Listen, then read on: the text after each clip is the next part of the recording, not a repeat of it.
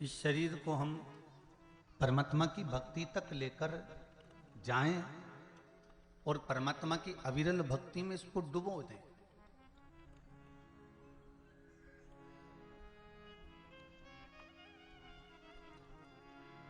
जो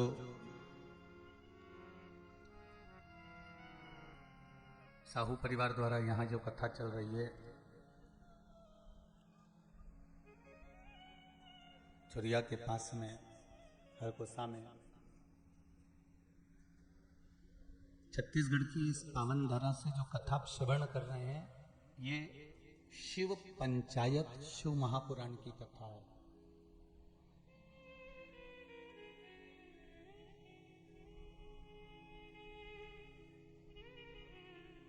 भगवान राम के मंदिर पर जाएंगे, क्या राम जी का रोज जल चढ़ाने को आपको मिलता है? जम के बोलते जाओ जरा। राम मंदिर में रोज जल चढ़ाते हो? नहीं। कृष्ण मंदिर में रोज जाकर जल चढ़ाते हो? नहीं।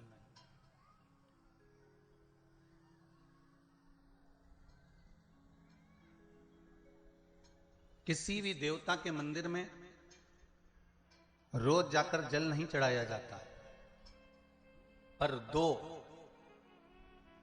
इस शिव पंचायत के दो देव ऐसे हैं जिनको रोज जल चढ़ाया जाता है। एक सूर्य नारायण और दूसरे मेरे देवादिदेव महादेव, दोनों पर जल रोज चढ़ता है प्रतिदिन।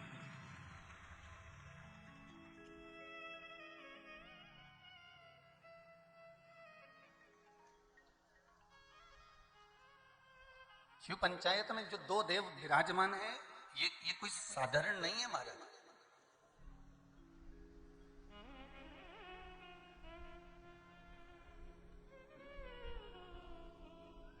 इन दोनों देवताओं पर जल जो चढ़ाने का क्रम है,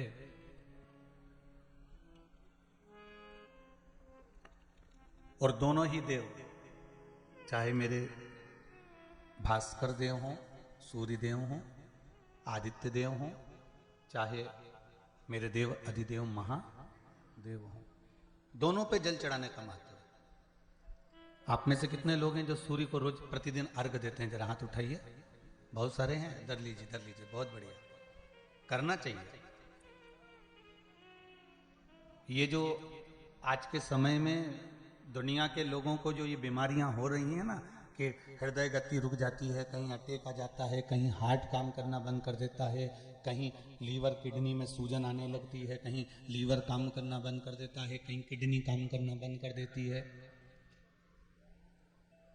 कहीं डायलिसिस चालू हो जाता है, कहीं बाईपास करवाना पड़ जाता है, कहीं नसें ब्लॉक होने लगती हैं, डॉक्टर ने कह दिया बाईपास कराओ।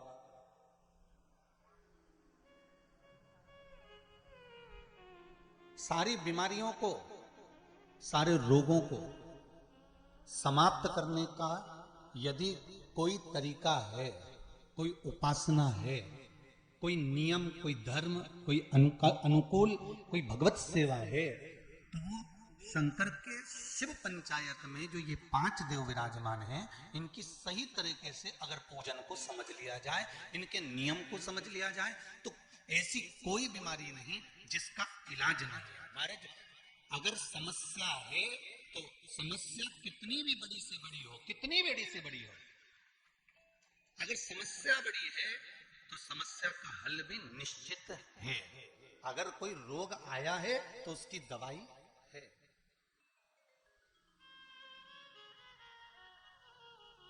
कोई दुख, कोई तकलीफ, कोई कष्ट आया है, कोई रोग आया है, कोई बीमारी आई है, कोई दुख आया है, तो उसका हल है, उसका हल निकले।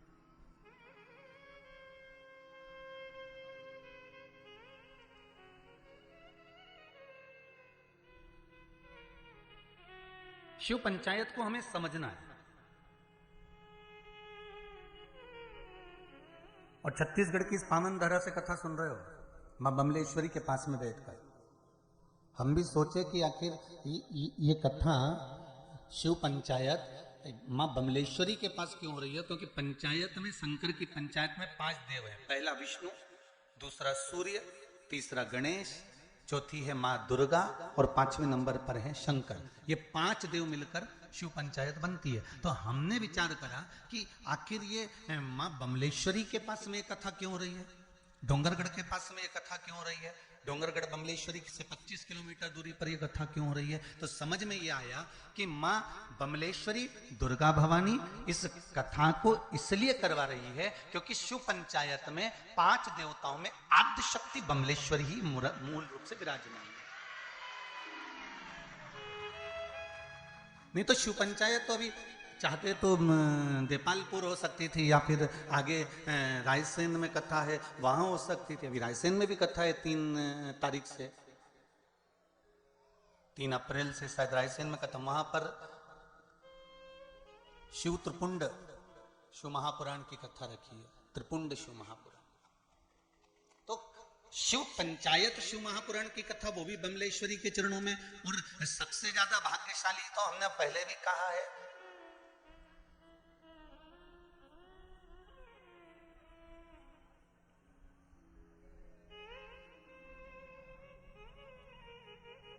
छत्तीसगढ़िया। कितनी जल्दी बोलते हो तुम लोग, सही में तैयारी में बैठे रहते हो, जैसे युद्ध के मैदान में तलवार लेकर नहीं बैठे रहते, ऐसे बिल्कुल तैयारी रहती तुम्हारी है। छत्तीसगढ़िया सबले बढ़िया है, बिल्कुल तैयारी में, एकदम झूठ से तुरंत तैयार, यहां बोलना है।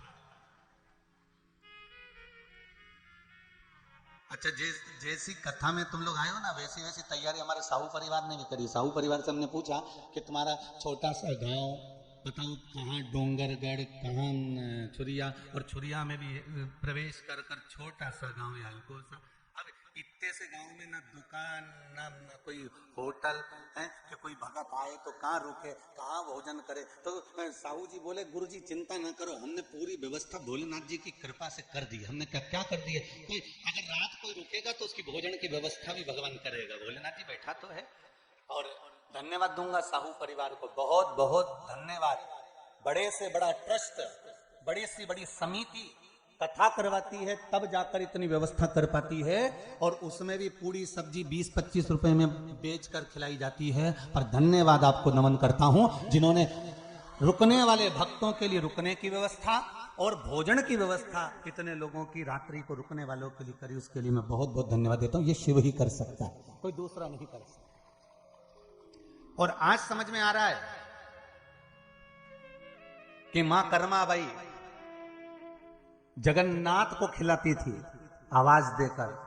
तो आज तुम भी कर्माबाई के छोरा हो, जितनी साहू समाज है ये कर्माबाई के वंश के अंतर्गत आते हो।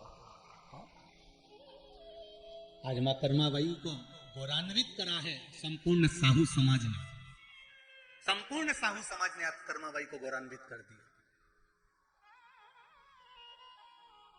कि आए हुए इन भक्तों में जगन्नाथ ही तो है, आए हुए इन भक्तों में भगवान ही तो है। कथा करवाने वाला शिव, कथा करने वाला शिव और कथा सुनने वाला शिव, इसके सिवाय है कौन? सब शंकर ही तो है।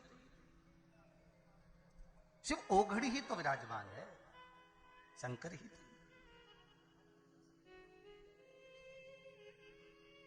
और हम तो महाराज केवल इस पोथी और पुराण को लेकर आते हैं, और जितना है इसमें खजाना भरा हुआ आपको लुटाने का प्रयास करते हैं कि आप इसको लूट लो, आप अपने पास में इसको रख लो, फिर मौका मिले ना मिले इसको संजो लो, इसको रखिए। इसलिए कहते ना राम नाम के महाराज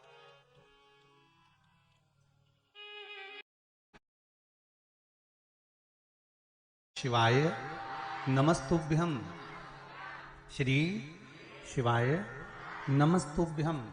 शिव आराधना में अगर हमारा चित्त लगा हुआ, ये जितनी जितनी बीमारियां हैं, फिर निवेदन करूंगा छत्तीसगढ़ की इस पावन धरा से, चाहे हार्ट से जुड़ी हो, चाहे लीवर से जुड़ी हो, चाहे किडनी से जुड़ी हो, चाहे बड़े से बड़ी, यहां तक शरीर में अगर गांठ भी पड़ी हुई है, तो इन शिव पंचायत के एक एक देवता का पूजन का विधान समझ लीजिएगा।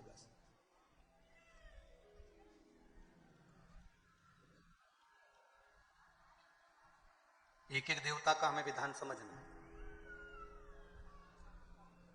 शिव परिवार का मंदिर आपके गांव में भी होगा, है? शिवलिंग गणेश जी, कार्तिकेय, पार्वती जी, नंदीश्वर, ये सब अपने गांव में भी रहता, अपने गांव में भी है, ठीक है। शिव पंचायत बोलते जाओ। 5 कौन कौन? भगवान विष्णु, गणेश जी, दुर्गा भवानी, सूर्य नारायण भगवान और भगवान शंकर, ये 5, ये शिव पंचायत के देव हैं।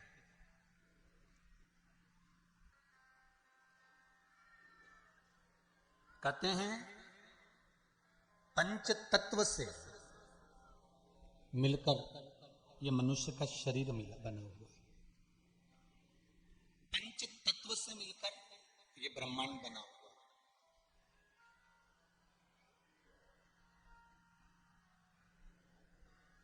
पंच तत्व से मिलकर ही शरीर है और पंच तत्व से मिलकर ही ब्रह्मांड। 5 देव, जब हमारा शरीर छूट जाता है, आत्मा चली जाती है, शरीर जब पड़ा रहता है, तब इसको अग्नि में दिया जाता है। अग्नि में देते हैं तो ये 5 भाग अलग अलग इसके चले जाते हैं। पंच तत्व का शरीर।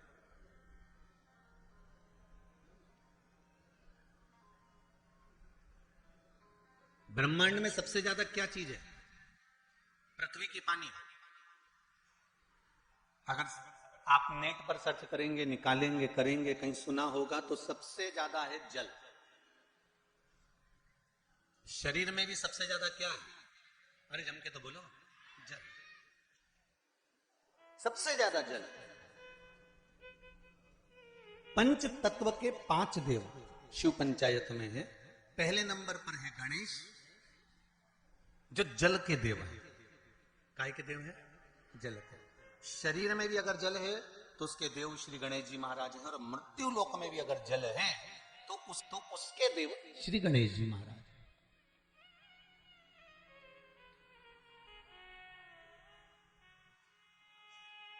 हमारे जीवन में शरीर में जल ज्यादा है, मृत्यु लोक में ब्रह्मांड में जल ज्यादा है। इसलिए सर्वप्रथम किसको बनाया गया? श्री गणेश जी महाराज को। क्यों? क्योंकि ये जल के देव हैं। जिसकी संख्या ज्यादा हो, शरीर में पंच तत्वों में जल की मात्रा ज्यादा है, इसलिए गणेश को प्रधान बनाया गया। एक पत्र ज्यादा तो पढ़े नहीं है, ये थोड़े पढ़े हैं, बाकी के बहुत सारे पत्र हैं। अभी इतने पत्र और हैं जिनको भी पढ़ते हैं जैसा भजन आएगा। पर इसमें देखिए बड़ा सुंदर भाव लिखा है।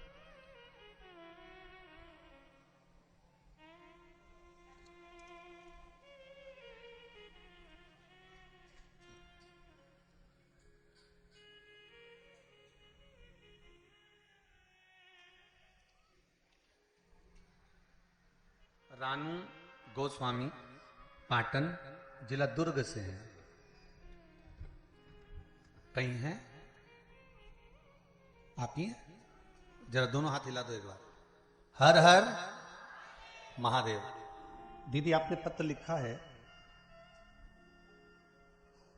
रानू गोस्वामी पाटन, जिला दुर्ग से।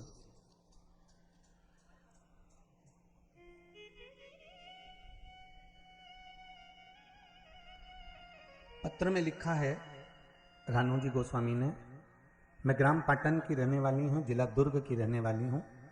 मैं पशुपति व्रत का क्या वर्णन करूं गुरुदेव?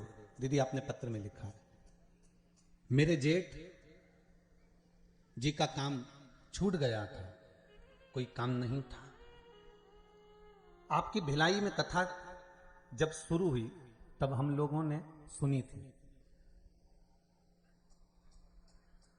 कथा सुनने के बाद पशुपति नाथ का व्रत किया, जिसके प्रभाव से उनको पुनः काम मिल गया, और काम भी मिला तो ऐसा कि जो सोचा ही नहीं था, ये शिव की कृपा से प्राप्त हुआ। पत्र में लिखा है। और इसी पत्र में पंचदेव के जल देव का वर्णन भी आया, उसको समझिएगा जरा, देखिए।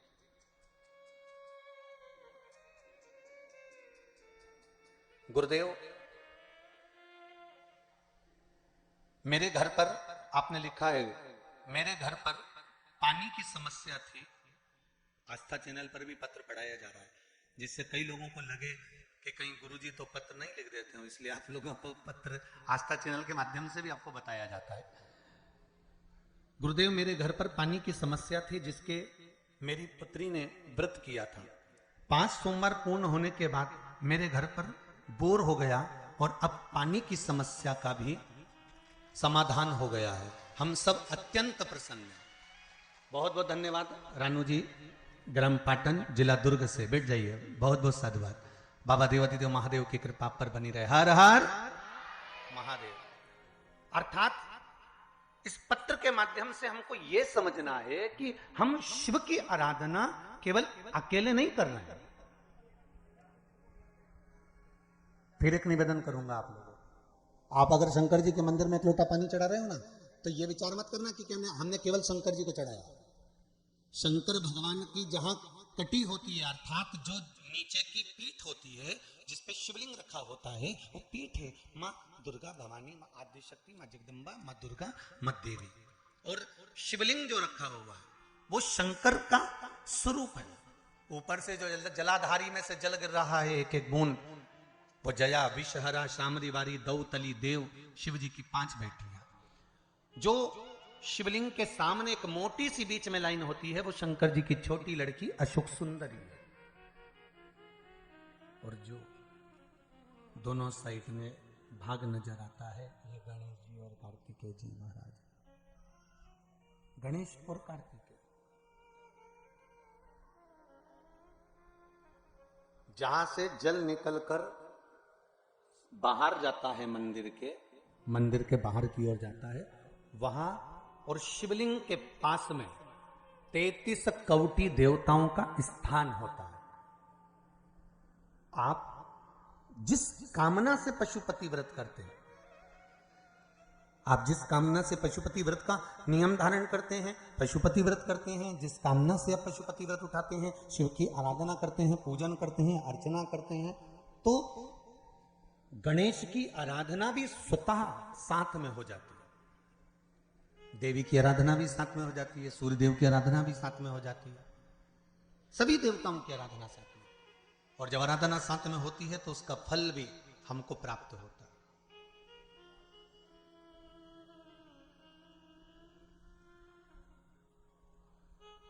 उसका फल भी हमको मिलता है। जैसे शिव पंचायत का पूजन कर कर एक कलश में जल भरकर पुष्य नक्षत्र में, और वो भी गुरु पुष्य में, ब्रह्म मुहूर्त में कलश में जल भरकर 5 बेलपत्री शिव, गणेश, दुर्गा, सूर्य नारायण और विष्णु भगवान, इन 5 के नाम से जब हम कलश के अंदर डाल देते हैं, और डालने के बाद में गुरु पुष्य के ब्रह्म मुहूर्त में सुबह 4 बजे के करीब में हम जहां हमारा मन पड़े वहां पर अगर बोर लगवा देते हैं तो पानी तो निकलना ही होता है। ऐसा हो ही नहीं सकता कि जल ना निकले, जल निकलेगा ही।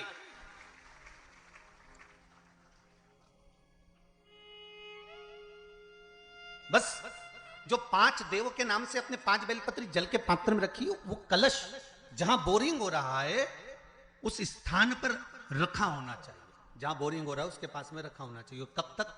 जब तक वो जल ना निकले, और निकलेगा। पर ब्रह्म मुहूर्त में ही गुरु पुष्य के दिन उसका जल खनन होना चाहिए महाराज। भूमि में से जल के लिए प्रयास होना चाहिए। पंचदेव फिर ध्यान दे लेना। 5 देव कौन से? शिव पंचायत के। क्योंकि देवताओं ने भी जब यज्ञ के लिए जाते हैं, देवता जब अनुष्ठान के लिए जाते हैं, देवता जब युद्ध के लिए जाते हैं, देवता जब किसी कार्य के लिए जाते हैं, और जब कार्य के लिए पहुंचते हैं, जब देवता कार्य के लिए जा रहे हैं और लगता है कि यह कार्य पूर्ण नहीं होगा, यह कार्य सफल नहीं हो पाएगा, हम जिस कार्य के लिए निकले हैं इस कार्य में कहीं ना कहीं अड़चन उत्पन्न होने वाली होती है, तो सारे देवता उठकर भगवान शंकर के पास जाते हैं और शिव की पंचायत को लगाते हैं। शिव पंचायत में जैसे ही कोई बात सम्मुख में आकर खड़ी हो जाती है, शिव पंचायत में जैसे ही कोई बात सामने लाकर रख दी जाती है, मात्र कुछ ही क्षण में शंकर भगवान की पंचायत उसको समाप्त कर देती है और कार्य सफल कर देती है। शिव पंचायत का बल बड़ा प्रबल है।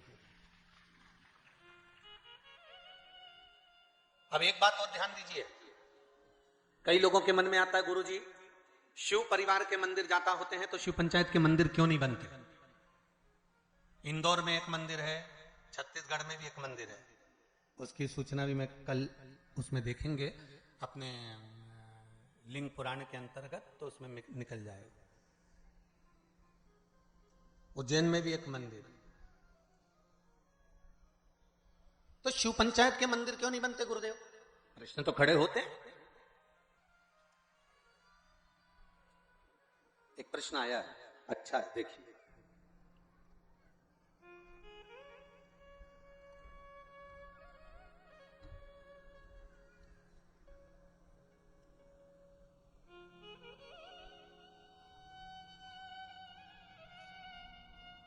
पायल चावड़ा कहीं बैठी हैं? आप ही हैं? दोनों हाथ हिला दो एक बार। हर हर महादेव। सुंदर प्रश्न करा है बेटा आपने, मां बहुत अच्छा प्रश्न है।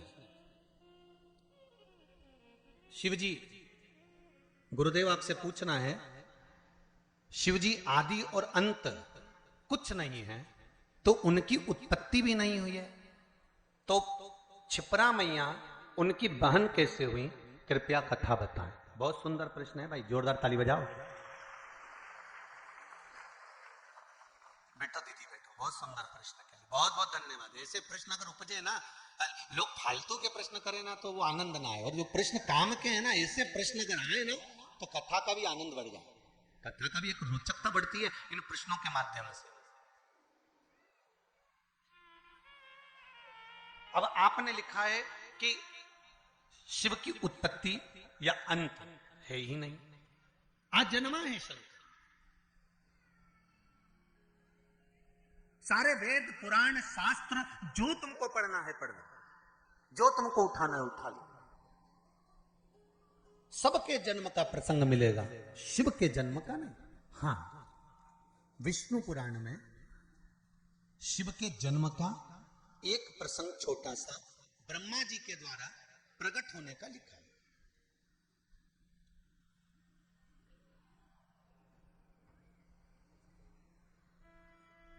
अब एक बात समझने वाली है, आजन्मे शिव हैं तो उनकी बहन कैसे? तो शिव महापुराण कहती है, स्कंद पुराण का काशी खंड और उज्जैनी खंड आप अगर ध्यान देंगे तो उसमें मिलेगा आपको, श्रवण करेंगे आप या उसको पढ़ेंगे उज्जैनी खंड के अंतर्गत, काशी खंड के अंतर्गत, स्कंद पुराण में, तो उसमें एक बात बड़ी सुंदर लिखी है स्कंद पुराण में।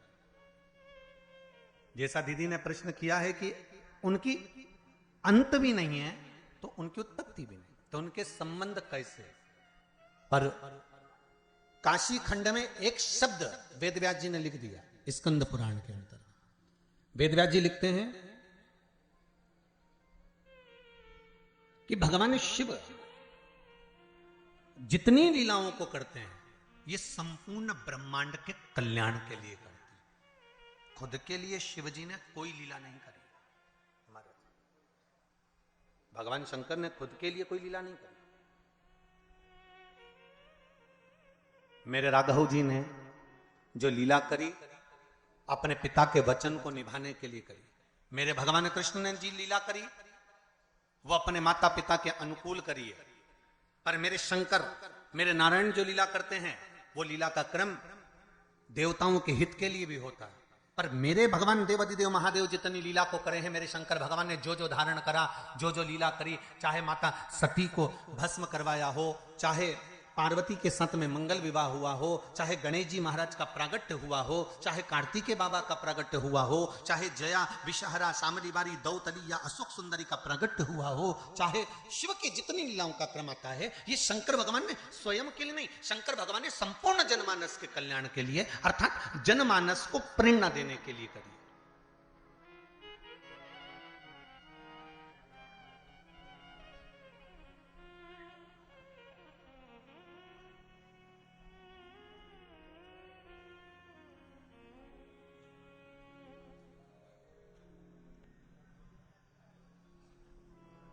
पार्वती, नर्मदा, मां गंगा, क्षिप्रा, सरयू, मंदाकिनी, गोदावरी, कृष्णा। भारत की भूमि की जितनी पवित्र नदियां हैं, भारत की भूमि की जितनी पवित्र नदियों का उद्गम है, भारत की धरा पर जितनी पवित्र नदियां प्रकट हुई हैं, ये कोई संसार सागर में मृत्यु लोक में ऐसे ही प्रकट नहीं हो गई।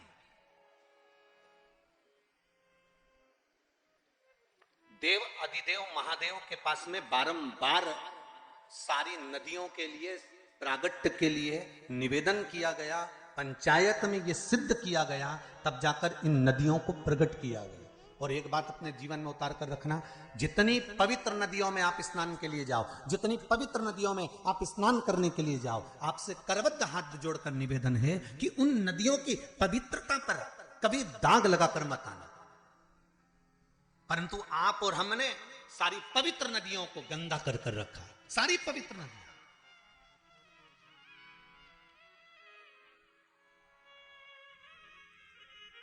मैं कहूंगा यमुना के घाट पर बसा है दिल्ली। दिल्ली काय पर बसा हुआ है? यमुना के घाट पर बसा हुआ है। आगरा यमुना के घाट पर बसा हुआ है। मथुरा और वृंदावन यमुना के घाट पर बसा हुआ है। बड़े बड़े तीर्थ मां नर्मदा के घाट पर बसे हुए हैं। बड़े बड़े तीर्थ मां गंगा के घाट पर बसे हुए हैं। बड़े बड़े तीर्थ मां कृष्णा के घाट पर बसे हुए हैं, गोदावरी के घाट पर बसे हुए हैं। ये पवित्र पवित्र नदियां जिनको देवता स्वयं अपने लोक से लेकर मृत्यु लोक में आए हैं। एक भी नदी इस भूमंडल पर नहीं थी, परंतु कहीं शंकर भगवान ने कहा, कहीं देवी ने कहा, कहीं सूर्य ने कहा, कहीं किसी ने कहा, सबने कहीं ना कहीं इनकी आराधना करिए और इनको मृत्यु लोक पर लाने के लिए अथक प्रयास करा, अथक प्रयास।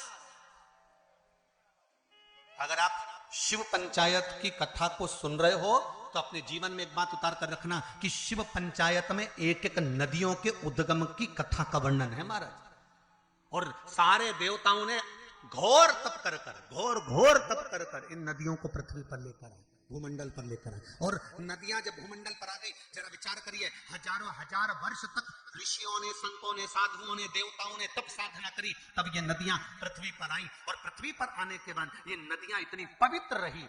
और आज उन संतों लोग तो इन नदियों को लेकर आ गए और हम क्या कर रहे हैं? इन नदियों को ओझल करते जा रहे हैं, इन नदियों को छुपाते जा रहे हैं, इन नदियों पे मकान बनाते जा रहे हैं। कहीं गंदा पानी, कहीं नालों का पानी, कहीं गंदगी सब इन पवित्र नदियों में भेजते जा रहे हैं। और विचार कर रहे हैं कि यमुना मैया हमें तार देगी, विचार कर रहे हैं गंगा मैया हमें तार देगी, विचार कर रहे हैं नर्मदा मैया हमें तार देगी, क्षिप्रा मैया तार देगी। तो कैसे तारेगी?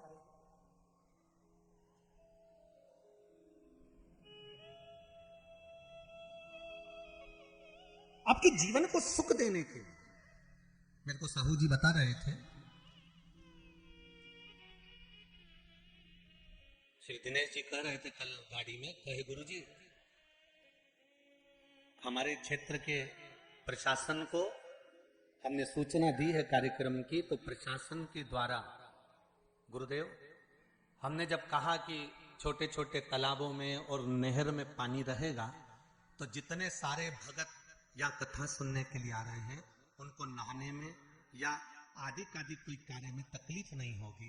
तो प्रशासन ने बात मानकर नहरें चालू कर दी और नहरों से पानी भर दिया तालाबों में। मैं धन्यवाद दूंगा यहाँ के प्रशासन को।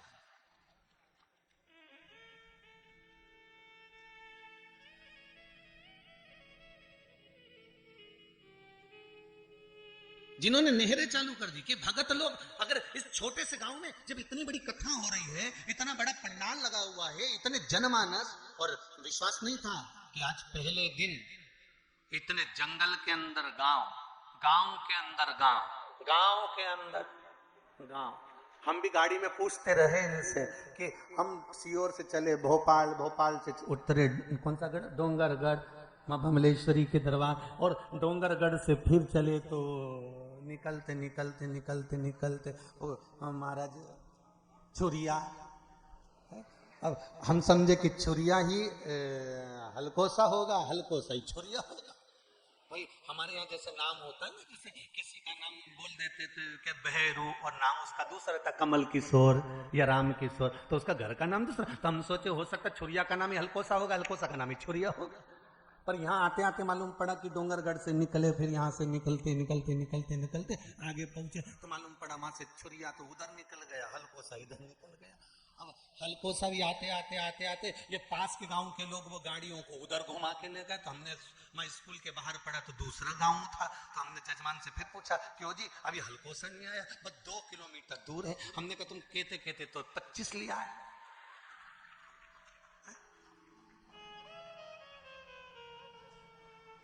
पर साहू जी बहुत बहुत आनंद का विषय यह है कि इस हल्कोसा गांव में जिसने छत्तीसगढ़ वालों ने कथा नहीं सुनी वो बाद में पछताएगा, यह पक्का है। इतनी शांति, इतनी शीतलता, इतना आनंद भरा हुआ है इस गांव के अंतर्गत, शांति और शीतलता और एक आनंद, वो सुख है।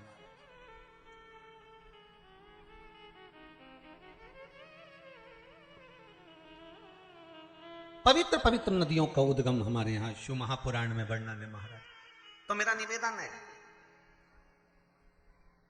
जितना सबका ध्यान रखा जाए उतना ध्यान पवित्र नदियों पर भी दिया जाए।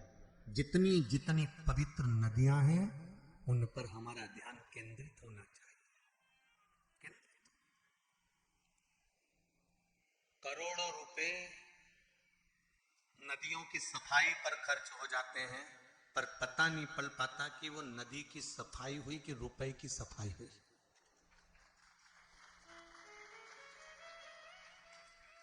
पवित्र नदियां,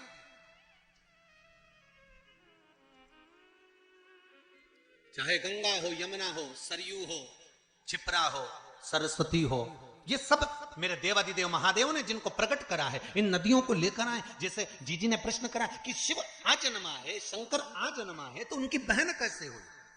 शिव महापुराण की कथा कहती है कि भगवान शंकर को एक दूषण नाम के राक्षस का संहार करना था जो ब्राह्मण के बच्चों का रक्त निचोड़कर पी रहा था। तो शिव लीला करने के लिए एक नदी को प्रकट करना चाहते हैं।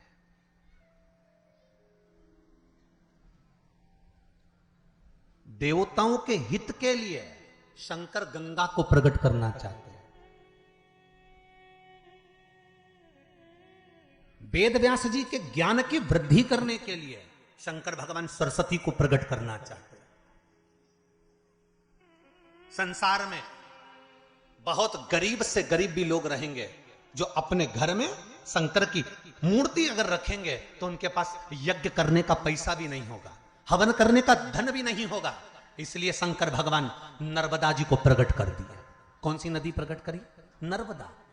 तो पूछा नर्मदा नदी को प्रकट करने का कारण क्या था? शंकर भगवान से पंचायत में बैठे हुए देवताओं ने, भगवान विष्णु ने, भगवान सूर्य ने, माता जगत जननी दुर्गा भवानी ने, श्री गणेश जी महाराज ने, सबने प्रश्न करा कि भोलेनाथ आपने नर्मदा को क्यों प्रकट करा? तो शंकर भगवान कहते हैं नर्मदा को प्रकट करने का केवल एक कारण है कि नर्मदा का जो कंकर निकलेगा वो शंकर होगा। इसको ना यज्ञ की जरूरत है ना अनुष्ठान की जरूरत है, जिसने ले जाकर बिठा दिया वो वहीं सिद्ध हो जाएगा, वो वहीं सिद्ध हो गया।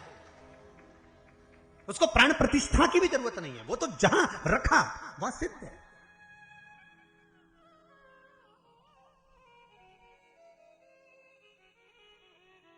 मेरा भोला शिव शंकर ओघड़दानी दयालु दातार संपूर्ण विश्व के कल्याण के लिए लीला करता है, इसलिए नर्मदा का कंकर शंकर कर दिया।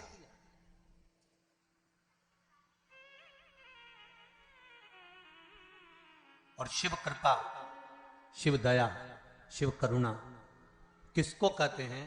कि जहां शंकर की कथा होती है, शंकर का स्मरण होता है, शंकर का भजन होता है, वह भूमि भी, कंकर भी शंकर हो जाता है। और कुछ दिन के लिए, 7 दिन के लिए तो हल्कोसा की ये पावन धरा भी, कंकर भी शंकर। एक कंकर शंकर का भी पत्र अच्छा आया, देखिए।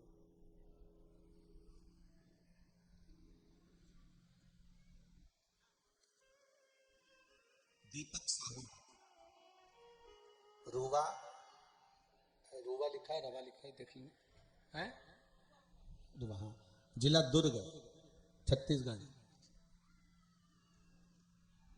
आपने, आप तो पास में ही है, जरा माइक पहुंचाइए, कॉर्डलेस दीजिए।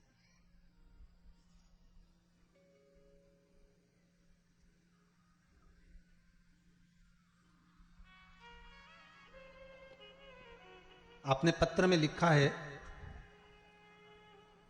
गुरुदेव रुद्राक्ष महोत्सव चल रहा था कुबेरेश्वर धाम पर, और रुद्राक्ष महोत्सव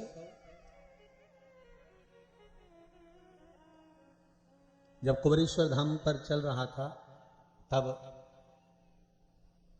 हम लोगों ने टिकट करवा रखे थे। 10 लोगों के सबके टिकट हुए और सबने टिकट करवाए। गुरुदेव सबकी टिकट कैंसिल भी हो गए क्योंकि आपने व्यासपीठ से सबको आने के लिए मना कर दिया था। सही है? श्री शिवाय नमस्ते। श्री शिवाय नमस्तुभ्यम गुरुजी। कहाँ से हैं बाबू आप? ग्राम रुदा, जिला दुर्ग। कहाँ है ये? दुर्ग के पास, दुर्ग से 30 दुर्ग छत्तीसगढ़ से। जी जी, क्या कृपा करी बाबा ने? जी, जैसे ही मैं कुबेश्वर धाम से आया, मेरा काम पेंटिंग का काम करता हूँ। आपका टिकट कैंसिल नहीं हुआ था क्या? हो गया था। हो गया था? नहीं हुआ था टिकट।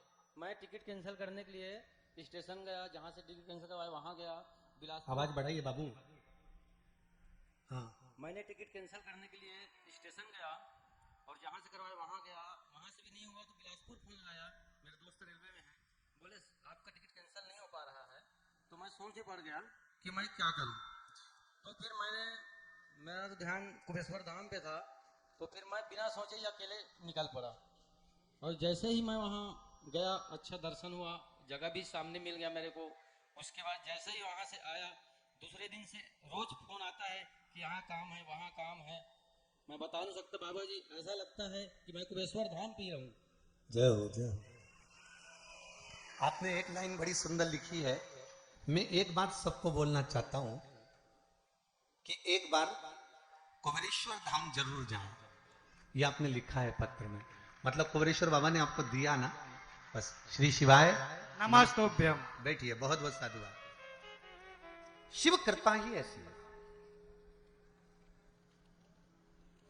अब जहां जैसे लिखा है इन्होंने, दीपक जी साहू ने, कि गुरुदेव सबके टिकट कैंसिल हो गए, मेरा नहीं हुआ। मतलब कहीं ना कहीं बाबा को बुलाना था।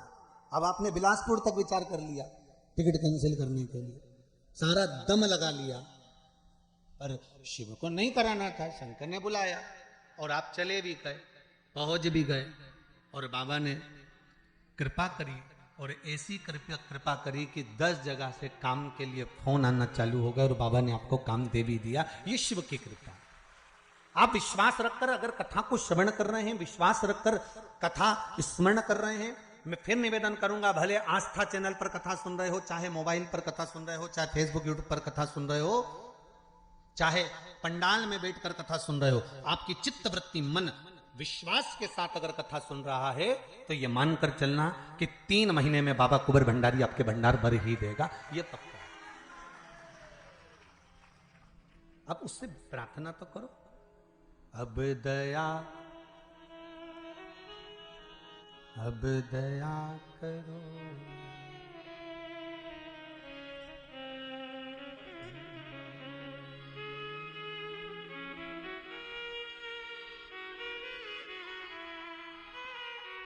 महाराज, पंच तत्व से बना ये शरीर, पंच तत्व से निर्मित ये ब्रह्मांड, और शिव पंचायत के वो 5 देव इस पंच तत्व के मूल स्वरूप हैं। पंच तत्व में जल की मात्रा ज्यादा है, इसलिए उसका जो मूल है वो श्री गणेश जी महाराज। दूसरे नंबर पर हैं पंच तत्व में वायु, और वायु के अगर कोई देव मूल रूप से माने गए हैं तो वो भगवान विष्णु है। शरीर में वायु का एक मूल स्थान है।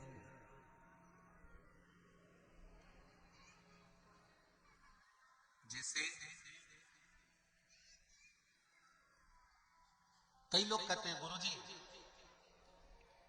आप कहते हो कि कथा सुनना चाहिए, कथा पंडाल में जाना चाहिए या कथा श्रवण करना चाहिए। चाहे चैनल पर सुनो, चाहे कहीं पर भी सुनो, पर कथा सुनो।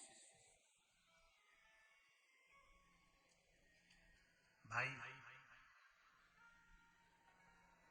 एक बच्चे ने प्रश्न किया था कि आप कहते हो कि भगवान सब जगह पर है, तो फिर हमारी मम्मी तुम्हारी कथा में क्यों जाती है? जब भगवान सब जगह पर है तो हमारी मम्मी को कथा में जाने की जरूरत क्या? हमने भी वही कहना चाहते हैं। हवा सब दूर है, बोलो सही है कि गलत है? बोलते हैं जम के, सही है। हवा सब जगह पर, और गाड़ी के पहिया पंचर हो गया हो, उसकी हवा निकल गई हो, और तुम किसी से जाकर कहो कि तुम पहुंच गए छुरिया में और वहां जाकर तुमने कहा कि साहब हमारी गाड़ी के पहिए की हवा निकल गई है, और कोई तुमसे कहे हवा तो सभी जगह पर है, हवा की कोई कमी नहीं। अभी हम छुरिया तो नहीं गए, पर जाएंगे जरूर एक बार। नाम इतना जोरदार है तो घूमने में क्या दिक्कत है? तो कोई तुमसे कहे कि सब हवा निकल गई है पहिए की, और हवा तो वो कोई तुमसे कहे ज्ञान की बातें, हवा तो सभी जगह है। तो सब जगह है तो पहिए की हवा सभी जगह है, सभी जगह। ठीक। अब तुमने सोचा ये तो पागल है, इसके क्या मुंह लगना। फिर किसी के पास गए, वहां जाकर तुमने कहा भैया हवा, हमारी गाड़ी के पहिए की हवा निकल गई, तो वो तुमसे कि हवा तो अच्छे अच्छे की निकल जाती है।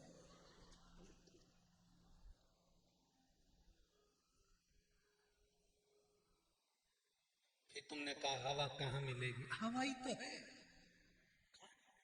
सब जगह हवा है। मनुष्य में भी हवा भरी हुई है। ओहो, 4-5 जगह गए और हवा कहीं पूछे, फिर कहीं गए, आप गाड़ी के पहिए की हवा निकल गई, हवा कहाँ मिलेगी?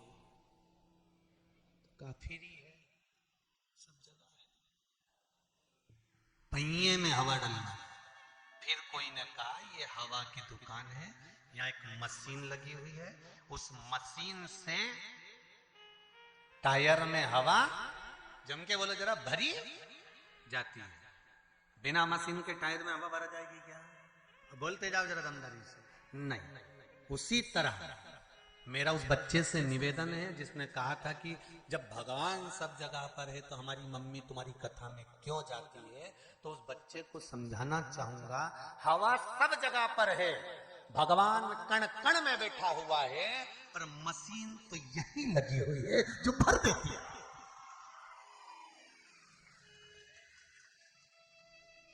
बिना मशीन के टायर में हवा नहीं भरा सकती, प्राप्त होगी हवा, पर वो मशीन से प्राप्त होगी।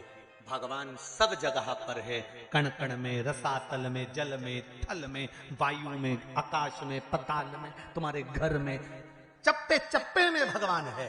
पर भगवान को पाने का स्थान अगर कहीं है, जैसे हवा भरने का स्थान हवा वाले की दुकान है, उसी तरह भगवान को पाने का स्थान सत्संग और शिव महापुराण की कथा है, जहां परमात्मा मिल रहा है।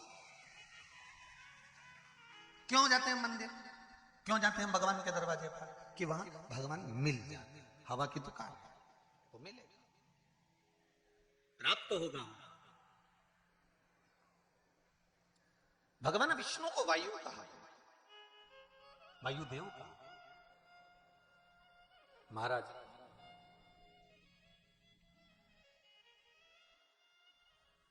इस मनुष्य के शरीर में वायु का अपना एक तत्व का, पंच तत्व में से एक तत्व है वायु, जो शरीर के अंदर है।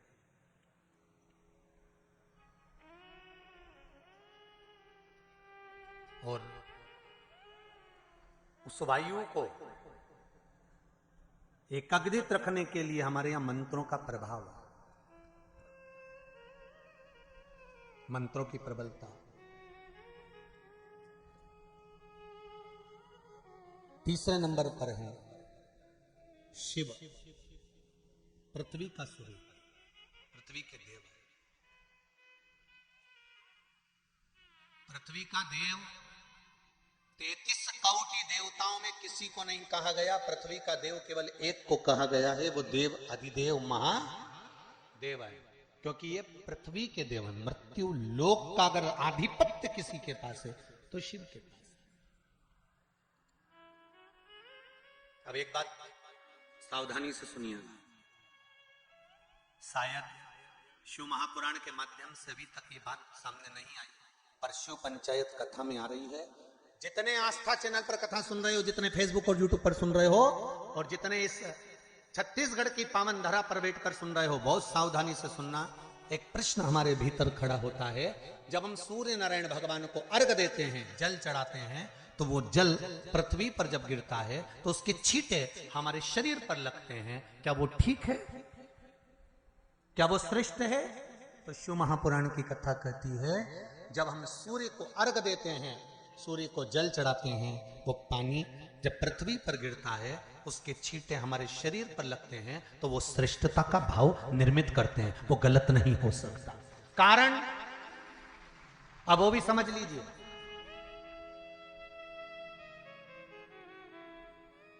अब सूर्य नारायण भगवान को आप जल चढ़ा रहे हो तो छींटे नहीं लगे, उसके लिए क्या स्टूल पे चढ़ के चढ़ाओगे कि कुर्सी पे चढ़ के चढ़ाओगे? अरे बोलो तो सही। अब कई लोगों के दिमाग में यह बात भरा गई कि हम भगवान को जल चढ़ाते हैं, वो हमारे शरीर में छींटे लगते हैं, जमीन पे से पानी गिरता है, वो हमारे शरीर को छींटे लगते हैं, भगवान को अच्छा नहीं लगता होगा। कौन ने कहा? पहले तो उसको पकड़ के ला।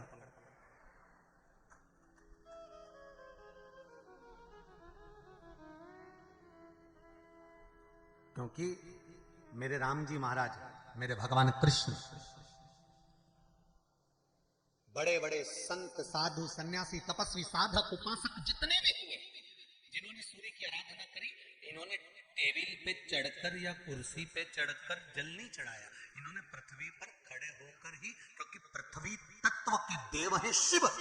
जब हम मृत्यु लोक पर खड़े होकर, पृथ्वी पर खड़े होकर भगवान शंकर का भाग पृथ्वी तत्व को धारण कर कर जल को हाथ में लेकर जब समर्पित करते हैं, और जो जल नीचे गिरता है वो शरीर पर अगर लगता है तो हमको उसका आशीर्वाद ही प्राप्त होता है, दोष नहीं लगता। पर लोगों ने इसको विपरीत कर दिया। कि कौन ने विपरीत करा? कई लोगों ने इसको विपरीत कर दिया। कौन ने विपरीत करा? तो जो दूसरे धर्म के लोग होते हैं, जिनको हिंदू धर्म से नफरत होती है और जो हिंदू धर्म की पूजन सेवा अर्चना को समाप्त करना चाहते हैं, वो धीरे धीरे धीरे धीरे कहने लगे कि सूर्य को जल चढ़ाओगे तो शरीर में लगेगा, शरीर में लगेगा तो दोष लगेगा। इसको कह कहकर घर घर में सूर्य को जल चढ़ाना लोगों ने बंद कर दिया कि आप जल चढ़ाएंगे तो दोष लगेगा, शरीर पे छींटा लगेगा, शरीर को ऐसा लगेगा। ये दोष नहीं। कितनी सुंदर बात है हमारे। सूर्य नारायण भगवान को जब जल चढ़ाया जाता है, हाथ सिर से 8 इंच की दूरी पर होना चाहिए। जम के बोलिए, सिर से कितना ऊंचा होना चाहिए? 8 इंच ऊपर अपना हाथ होना चाहिए मस्तक से सूर्य को जल चढ़ाते समय। और ना चांदी का, ना स्टील का, ना लोहे का, ना प्लास्टिक का, ना कांच का, ना सोने का कोई बर्तन, ना कांसे का, ना एल्युमिनियम का, ना पीतल का, केवल एक पात्र होना चाहिए, वो है तांबे का। काय का पात्र होना चाहिए? तांबे का पात्र। और सूर्य नारायण भगवान को जब 8 इंच ऊपर तुम्हारा हस्त है, और जब हम सूर्य को जल चढ़ा रहे हैं, कैसे जल चढ़ाना है वो भी समझ लीजिए। अगर कोई कैंसर का मरीज है, जिसके चेस्ट में कैंसर आ गया हो, लेफ्ट में राइट में कहीं पर कैंसर आ गया हो, या कोई गठान आ गई हो, तो महाराज आप जल चढ़ाते समय उस जल की धार को सूर्य भगवान को जब चढ़ा रहे हो, तो धार आपकी गठान की ओर जाना चाहिए, जिससे सूर्य की किरण उस जल में से आपकी उस स्थान पर पड़े, उस जगह पर पड़े जहां पर गठान है। महाराज आप लगातार जल तो चढ़ाना चालू करो, अच्छे अच्छे डॉक्टर फेल हो जाएंगे और कह देंगे गठान ठीक हो गई।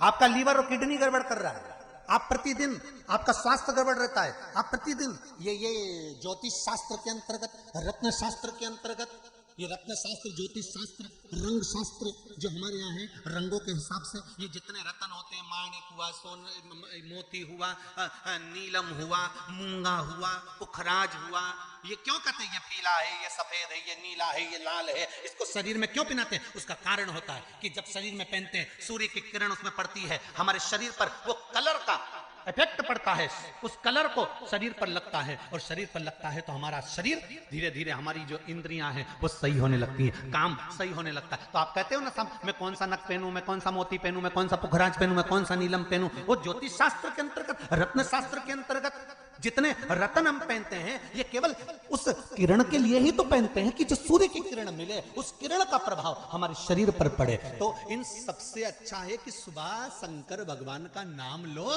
तांबा का लोटा में जल भरो, 8 इंच ऊपर सिर से हाथ होना चाहिए, और सूर्य नारायण भगवान का दर्शन साधारण नहीं, जो जल तुम चढ़ा रहे हो वो जल की जो धार आ रही है उसमें सूर्य का दर्शन होना चाहिए, तो कैंसर की बीमारी कभी नहीं हो सकती। लीवर, किडनी, हार्ट, आपके हार्ट में अगर तकलीफ है, डॉक्टर ने कह दिया कि इसमें नस चोक है, आपको कहीं ना कहीं छल्ला डलेगा, आपको कह दिया इसमें कुछ ना कुछ प्रॉब्लम आ रही है, आप सूर्य को अर्घ देना चालू कर दो, सूर्य को जल चढ़ाना चालू कर दीजिए। आप सूर्य को जल चढ़ाओ, वो जल की जो तरंग आ रही है, वो जल जो निकल कर जा रहा है, उसकी जो किरण आपके हृदय पर, आपकी छाती पर पड़ रही है, नाड़ियों में पड़ रही है, नसों में पड़ रही है, उसका बल देखो तो सही। 1 महीना लगातार चढ़ाओ, तो 15 दिन 20 दिन कर तो देखो। क्यों राम जी महाराज जल चढ़ाते थे, क्यों भगवान कृष्ण जल चढ़ाते थे सूर्य को, क्यों दशरथ जी महाराज जल चढ़ाते थे, क्यों कश्यप ऋषि जल चढ़ाते थे सूर्य को, सारे 33 कोटि देवता, सारे ऋषिवर, साधु संत सन्यासी तपस्वी साधक उपासक सब भगवान सूर्य को अर्घ दिया करते थे। क्यों देते थे, किस लिए?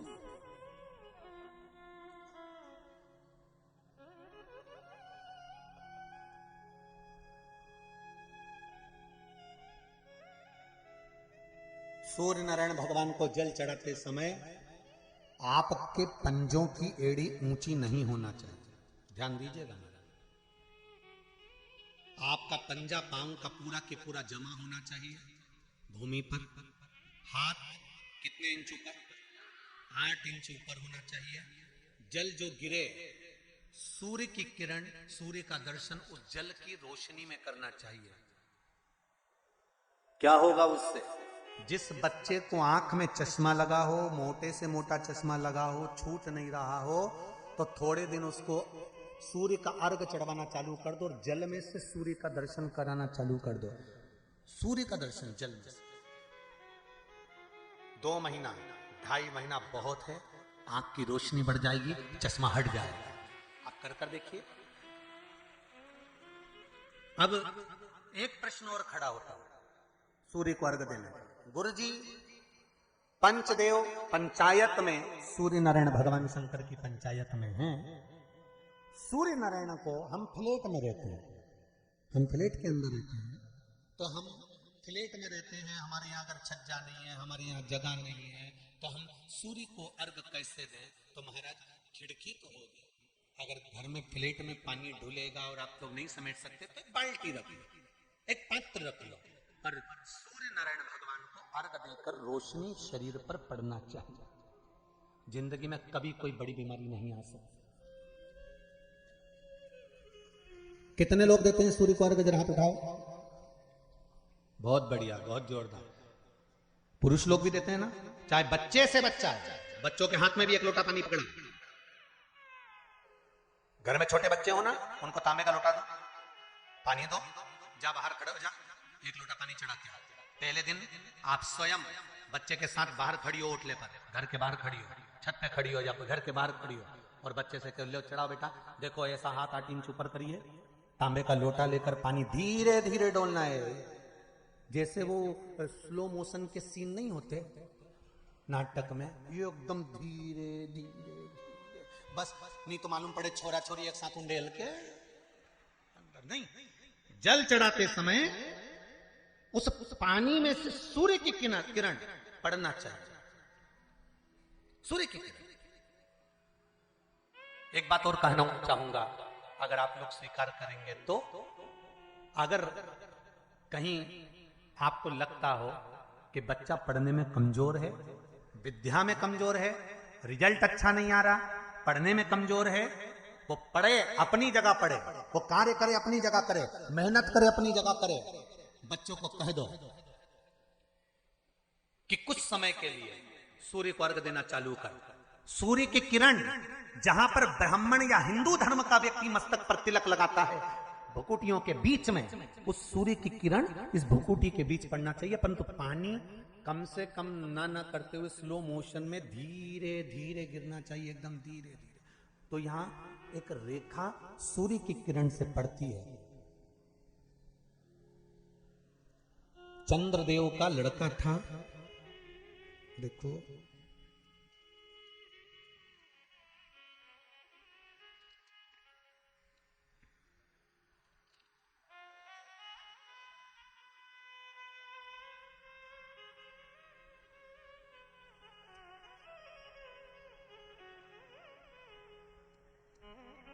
चंद्रदेव का लड़का था वर्चा। क्या नाम था? जम के बोलिए जरा। वर्चा। सुंदर प्रसंग है शिव पंचायत, शिव महापुराण का। जब संसार के हित के लिए, संपूर्ण विश्व कल्याण के लिए ब्रह्मा जी ने 33 कोटि देवताओं को बुलाया और बुलाकर ब्रह्मदेव ने कहा कि हे देवताओं, मृत्यु लोक में द्वापर में भगवान कृष्ण, भगवान विष्णु कृष्ण के रूप में अवतरित होने जा रहे हैं। सारे देवता अपने अपने पुत्रों के साथ में, अपने अपने पुत्रियों के साथ में, पुत्र वधुओं के साथ में, धर्म पत्नियों के साथ में 33 कोटि देवता द्वापर में रूप रख रख कर आप भी जन्म लो, आप भी प्रकट हो, क्योंकि भगवान कृष्ण। सारे देवता जाने लगे, पर चंद्रदेव ने मना कर दिया। चंद्रदेव बोले कि मैं तो चले जाऊंगा, मना नहीं, अगर आप कहते हो तो मैं चले जाऊंगा, मैं जाकर रूप रख लूंगा और भगवान कृष्ण की सेवा में लग जाऊंगा, पर मेरा बेटा वर्चा, चंद्रदेव कहते मेरा पुत्र वर्चा नीचे नहीं जाएगा।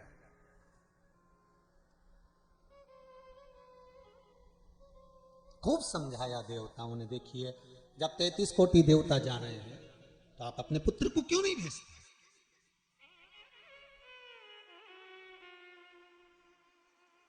शिव महापुराण की कथा एक बड़ा सुंदर बात कह रही है, अच्छी लगे तो रख लेना, नहीं लगे तो जाते जाते कहीं कोई कुंड या तालाब मिले तो उसमें पटक दे। बात तो कहेंगे व्यासपीठ से, अच्छी लगे तो रखो। देवता कह रहे हैं चंद्रदेव, वर्चा को, आपके पुत्र को आप मृत्युलोक में भेजो, जनहित के कल्याण के लिए। जब राष्ट्र हित की बात आए, जनहित की बात आए, धर्म की बात आए, सनातनियों की बात आए, देव और धर्म की बात आए, तो हर माता पिता को चाहिए कि अपने घर के बच्चों को सबसे पहली सीख ये दी जाए कि धर्म का जब मामला हो, सनातनियों का जब मामला हो, जब राष्ट्र सेवा का मामला हो, तो सामने जाकर खड़े हो जाओ, आगे जाकर खड़े हो जाओ। यह हर एक बच्चे को सीख देना चाहिए।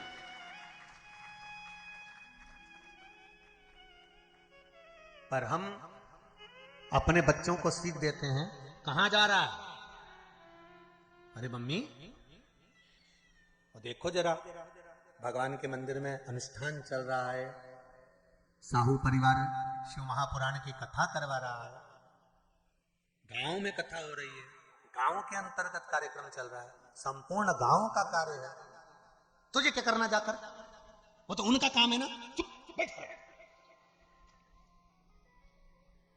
माता और पिता को चाहिए कि अगर हमारे गांव में अगर आए हैं इतने मेहमान, हमारे गांव में इतने लोग कब आएंगे साहब? ये तो शंकर की कृपा से शिव के रूप में आए हैं, कब आएंगे? बल्कि घर के लोगों को यह चाहिए कि अपने बच्चों से कहे, तेरी परीक्षा हो गई, पढ़ाई हो गई, एग्जाम हो गए, रिजल्ट अपनी जगह आएगा, 7 दिन शिव महापुराण की कथा चल रही है, जाकर पंडाल में सेवा करो, झाड़ू लगाओ, कोई को जरूरत हो पानी पिलाओ, किसी चीज की जरूरत हो तो सेवा करो। 33 कोटि देवता भी शंकर भगवान की सेवा में लगे रहते हैं। तुम खुद देख लो, कल तक यहां पर इतनी तेज गर्मी पड़ रही थी, प्रचंड धूप पड़ रही थी, और आज निकल कर देखो तो चारों तरफ छाए नजर आई।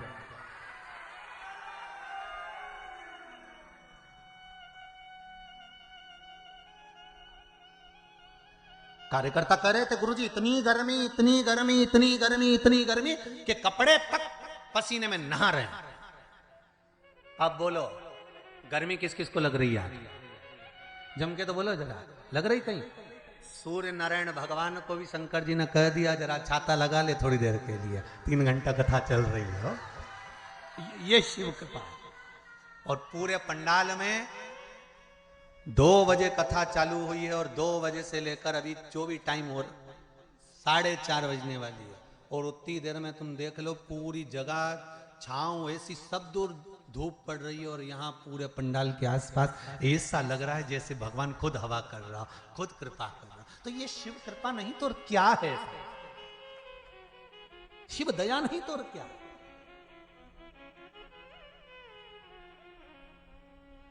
अरे तेरा ही दिया मैंने खाया पिया है, तेरा शुक्रिया है, तेरा शुक्रिया है। मुझे भोले बाबा ने बहुत दे दिया है, तेरा शुक्रिया है, तेरा शुक्रिया है। जब धर्म हित की बात आए, सनातनियों की बात आए, देव और देवताओं की बात आए, तब हमारे बच्चों को हमें सीख देना है कि आगे बढ़ जाओ। पर चंद्रदेव ने अपने पुत्र वर्चा को कहा ये नहीं जाएगा, द्वापर में मृत्यु लोक में भगवान नारायण के साथ में कार्य करने के लिए नहीं जाएगा। वर्चा को सूचना मिली, वर्चा को खबर मिली। कई लोगों के मन में एक प्रश्न आता है, भगवान कृष्ण पांडवों के साथ थे? बोलो तो थे ना? भगवान कृष्ण अगर पांडवों के साथ थे, भगवान कृष्ण को मालूम था अभिमन्यु चक्रव्यूह में फंस चुका है, भगवान कृष्ण चाहते सुदर्शन उठा के अभिमन्यु को बचा सकते, भगवान कृष्ण चाहते तो अभिमन्यु की रक्षा कर सकते थे, भगवान कृष्ण चाहते तो अभिमन्यु को बचा सकते थे, अभिमन्यु की रक्षा कर सकते थे।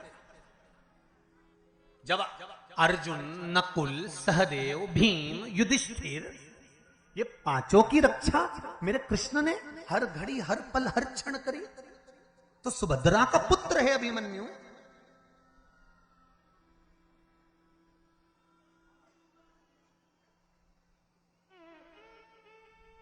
अर्जुन का पुत्र है अभिमन्यु,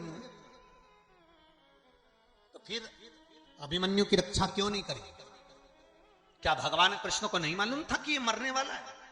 क्या भगवान कृष्ण को नहीं ज्ञात था कि ये मरने वाला है? उसकी कथा है ये। चंद्रदेव ने कह दिया था मैं मेरे बेटे को नहीं भेजूंगा। वर्चा को मालूम पड़ा,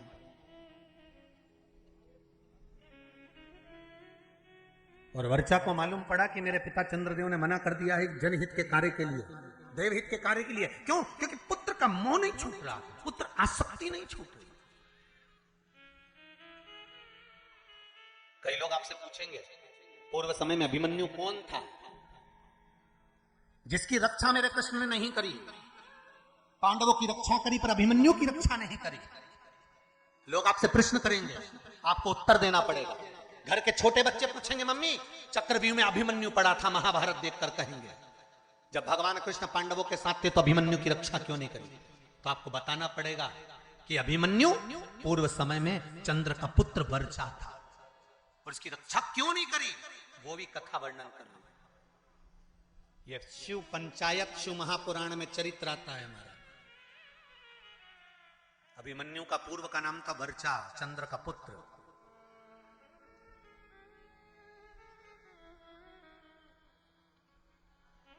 क्या कमी पड़ गई थी, क्यों नहीं करी?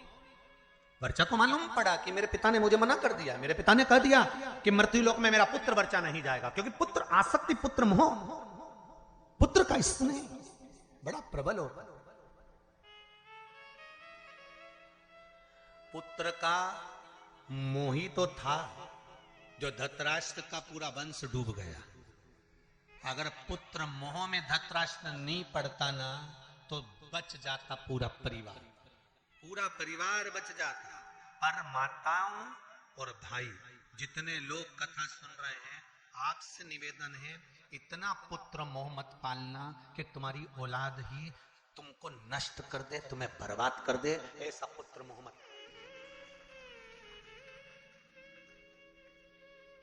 बहुत पुत्र मोह है आज के जमाने में, मेरा बेटा, मेरा बेटा, मेरा छोरा, मेरा छोरा, मेरा छोरा, और छोरा छोरा छोरा। और जब आई छबीली, काय का छोर,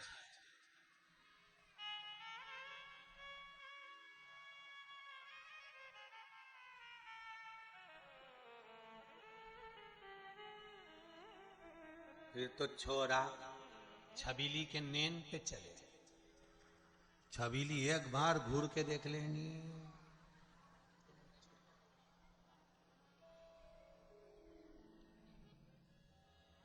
इतना बल,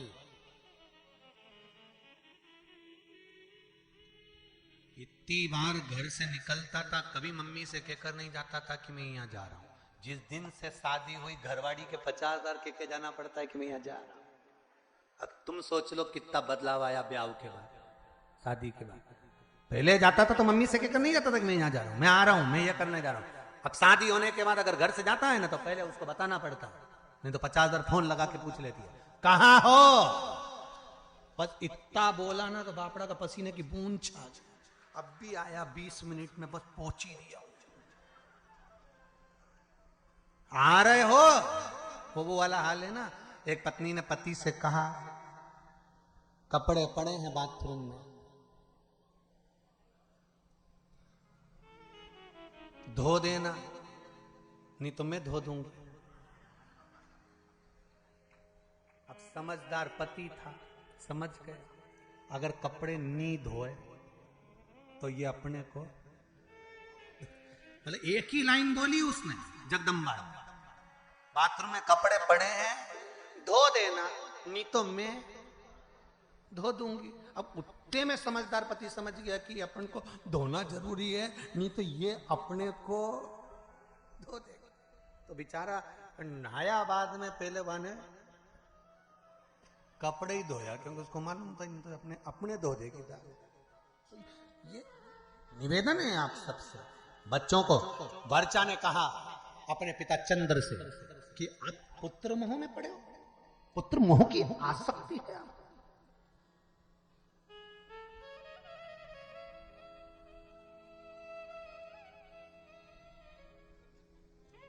पुत्र मोह की आसक्ति।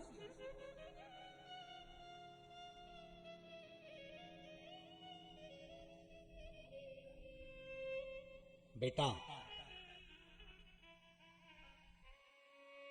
मैं नहीं चाहता कि मृत्यु लोक में तुम द्वापर में भगवान विष्णु के साथ नीचे लीला करने के लिए जाओ, क्योंकि नीचे मैं जानता हूं युद्ध होने वाला है, और युद्ध होगा और सब समाप्त होगा। वर्चा ने कहा चंद्रदेव से, पिताजी, दो क्षण भी अगर भगवान का साथ मिलता है ना तो उससे बढ़कर कोई कृपा नहीं हो सकती। जब रावण मरा था तो मंदोदरी सिर पटक पटक कर रो रही थी, रावण की धर्म पत्नी मंदोदरी। तो भगवान राम ने मंदोदरी से जाकर कहा, मंदोदरी तुम राजमाता हो, मंदोदरी तुम लंका के राजमाता हो, तुम रानी हो लंका की, पति के लिए वियोग कर रही हो, पति के लिए रो रही हो। मंदोदरी कहती है, कौन कहता है कि मैं पति के लिए रो रही हूं? मंदोदरी कहती है, क्या आप मुझे अज्ञानी समझते हो? मंदोदरी राम जी से कहती है, क्या मुझे आप अज्ञानी समझते हो? भगवान ने पूछा क्यों? मंदोदरी कहती है, यह अज्ञानता की बात है कि किसी के मरने पर रोया जाए। आया है सो जाएगा, राजा रंक फकीर। एक सिंहासन चढ़ गया, दूसरा गया बंद जंजीर। ये तो संसार सागर है, जो आया है उसको जाना है। कोई अच्छे से जाएगा, कोई बुरे से जाएगा। मरना तो सबको है, चाहे तुम बादाम खाओ चाहे रोटी खाओ। रात का ढेर सबका बनना। कहीं की ब्यूटी क्वीन भी होगी ना, उसके मरने के बाद राख क्वीन नहीं होगी। कहीं का बोल्ड भी होगा ना, बॉडी शॉडी बनाकर रखा होगा, खूब डल्ले सल्ले बनाकर रखा होगा, खूब जोरदार बॉडी शॉडी बनाकर रखा होगा, खूब जोरदार उसने शरीर बनाकर रखा होगा, तो मरेगा तो भी राख का ढेर होगा। वो राख के ढेर में बॉडी नजर नहीं आएगी। और 4 घंटे तुम अगर मेकअप भी करोगे ना, तो मरने के बाद मेकअप ढेर में नहीं दिखेगा। तो बादाम खाओगे तो भी मरोगे, नहीं खाओगे तो भी मरोगे, रोटी खाओगे तो भी मरोगे, नहीं खाओगे तो भी मरोगे। तो ये अंदाजे में मत रहना कि मृत्यु तुम्हारा चेहरा देखकर तुम्हें 2-4-8 दिन और ज्यादा दे देगी। यमराज से किसी की रिश्तेदारी थोड़ी ना कि तुम जोरदार, बहुत जोरदार श्रृंगार मिंगार करके रहो, 2 घंटा तक पेंसिल लाइन खींचो, डब्बा भरो, फिर खजूर वाली चोटी करो, ने जोरदार तैयार मैयार होके रहो। तो तुम सोचो कि यमराज आएगा तो मैं तो उससे कह दूंगी ने बाजू वाली के लिए मेरे को छोड़ जाओ। तो यमराज का तुम्हारा काका जी लगे तो छोड़ जाएगा। इस अंदाजे में मत रहना रही हो छत्तीसगढ़ वाली। सुन लो ओ बमलेश्वरियों देवियों, अच्छे से सुन लेना, इस अंदाजे में मत रहना। तो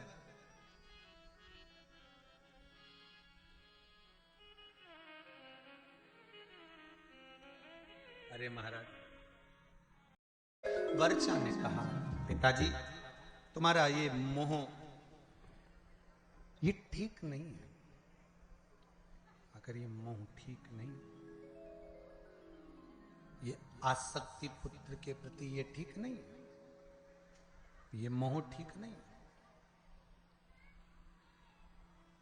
कहा, समझाया, भले थोड़े क्षण के लिए, कुछ देर के लिए मुझे भगवान विष्णु का संग मिले, उनका सानिध्य मिले,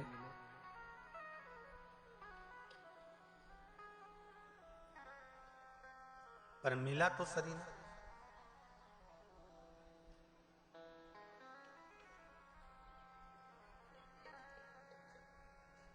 कुछ देर का सानिध्य अगर हमको अच्छा मिल रहा है, कुछ देर का सानिध्य, तो पहले भगवान को धन्यवाद देना कि हमको अच्छे लोगों का संग सानिध्य मिल रहा है।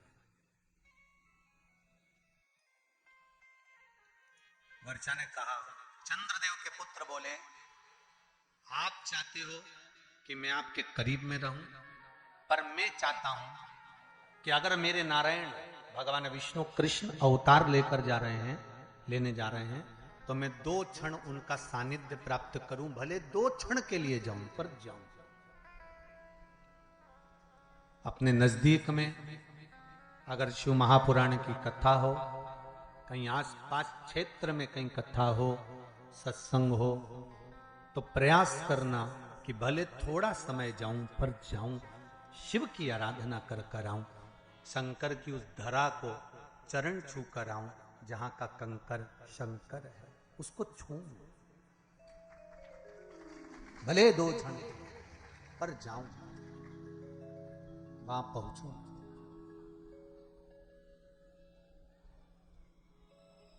अविरल भक्ति को मैं प्राप्त करूं।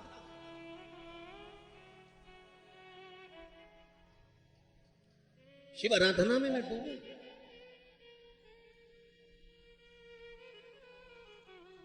वर्चा, मुझे जाना है, पर पुत्र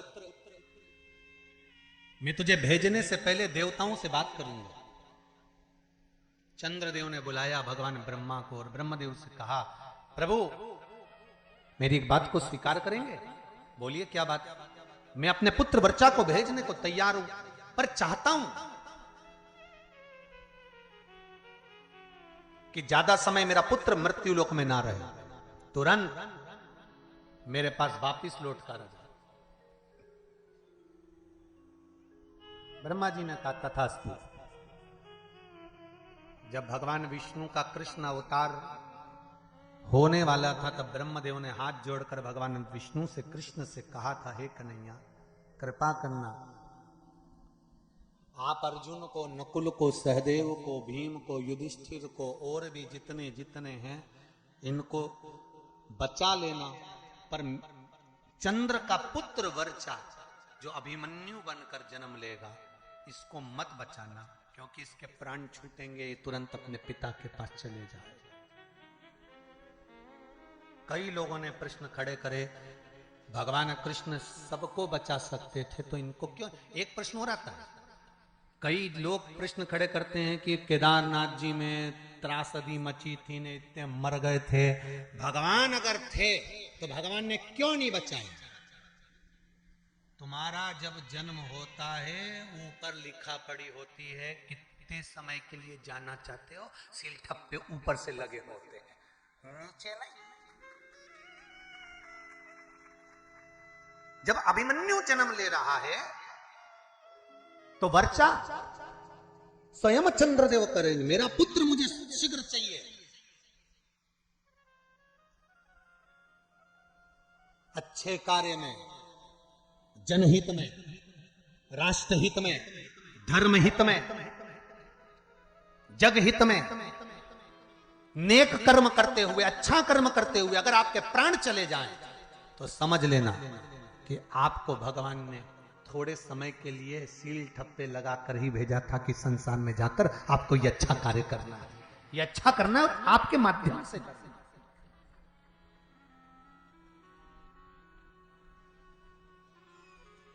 जाओ आप ये कर्म करो।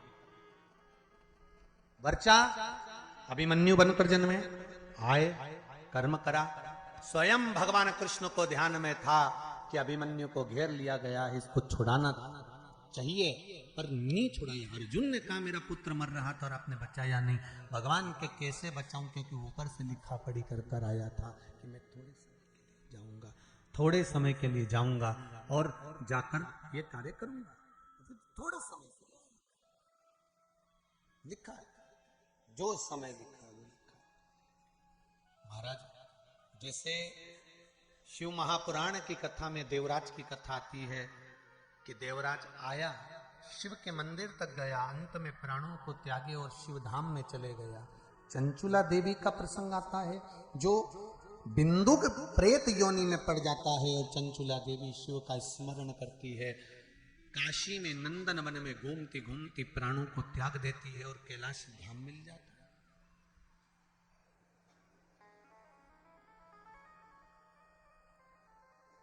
कैलाश धाम मिल गया उनको। तब वहां पर भी उसको सुख नहीं मिलता, क्योंकि पति स्मरण में आता है। इसकी गति क्या है? मेरा पति चोरी कर लाया, कपट कर लाया, छल कर लाया, बेईमानी कर लाया, प्रपंच कर लाया, ला लाकर मुझे दिया, पर उसको प्रेत की योनि मिल गई। भोग तो मैंने भोगा है ना, उसको प्रेत की योनि मिल गई। उस प्रेत योनि से उसको छोड़ाना, उस प्रेत योनि से उसको मुक्त करना। तो उसने देवाधिदेव महादेव से प्रार्थना कर फिर तुमरुका जी से शिव महापुराण की कथा सुनना चाहिए। शंकर और पार्वती ईश्वर जी और गोरा जी बनकर पधारे। हमारे बीच में ईश्वर जी और गोरा जी आ रहे हैं। जोरदार ताली बजाकर स्वागत करें शंकर और पार्वती का। ईश्वर जी गोरा जी बनकर, गणा और गौर बनकर पधार रहे हैं। बोल काशी विश्वनाथ भगवान की जय। ईश्वर जी और गोरा जी पधारे हैं। जोरदार ताली बजाएं भगवान शंकर और पार्वती का, जो सुंदर आनंद के साथ में शिव पार्वती कथा को श्रवण करने के लिए जाते। गणा और गौर बनकर कथा सुनाने वाले कोई दूसरे नहीं, कथा सुना रहे हैं श्री तुमरुका जी। एक निवेदन, तुमरुका कोई साधारण नहीं है, भगवान शंकर के प्रबल गण है, उपासक हैं, भक्ति में शिव की डूबने वाले, शंकर की आराधना में डूबने वाले तुमरुका जी। तो फिर निवेदन करूंगा, कई पत्र हैं आप लोगों के जिसमें आप लोगों ने लिखा है कि बाबा ने कितनी कृपा करी है। पत्र तो बहुत सारे पढ़ नहीं पाते, पर निवेदन, जिस नारी का गर्व न ठेरता, कई वर्ष हो गए, सफेद आंकड़े की जड़ लेकर शंकर भगवान पर से 21 बार घुमाकर तुमरुका जी का नाम लेकर उसको कमर में रजस्वला धर्म के 7वें दिन मंदिर में ही उसको कमर में बांध लेना चाहिए और बाबा से निवेदन करना चाहिए। उस जड़ को लेकर आना है तो पति पत्नी दोनों साथ जाए सफेद आंकड़े की जड़ को लेने के। ये नहीं कि पत्नी किसी नौकर चाकर से बुलवा ले या पति खुद लेकर आ जाए या पत्नी स्वयं लेकर, दोनों को जाना चाहिए और शिव नाम का स्मरण करना चाहिए, शंकर का भजन करना चाहिए, कीर्तन करना चाहिए, उसको कमर में बांधे, शिव नाम की भक्ति में डूबे, बाबा देवाधिदेव महादेव से प्रार्थना करे। विश्वास रखो, कई लोगों को बाबा ने संतान दी, आपकी भी झोली बाबा भरेगा जरूर। तुमरुका जी का स्मरण, भगवान तुमरुका जी ने शिव महापुराण की कथा कहना प्रारंभ करी। भगवान देवाधिदेव महादेव पार्वती जी के साथ में सुंदर शिव महापुराण के यजमान बनकर कथा को श्रवण करने के लिए आनंद के साथ पहुंचे हैं। यजमान शिव और पार्वती का पूजन कर रहे हैं, आरती का क्रम प्रारंभ होगा। भाव भक्ति से आनंद से भगवान शंकर का आनंद भावपन सब यहाँ दर्शन कर रहे हैं। यजमान परिवार सुंदर आनंद से ईश्वर जी और गोरा जी का पूजन कर रहे हैं। बोल काशी विश्वनाथ भगवान की जय।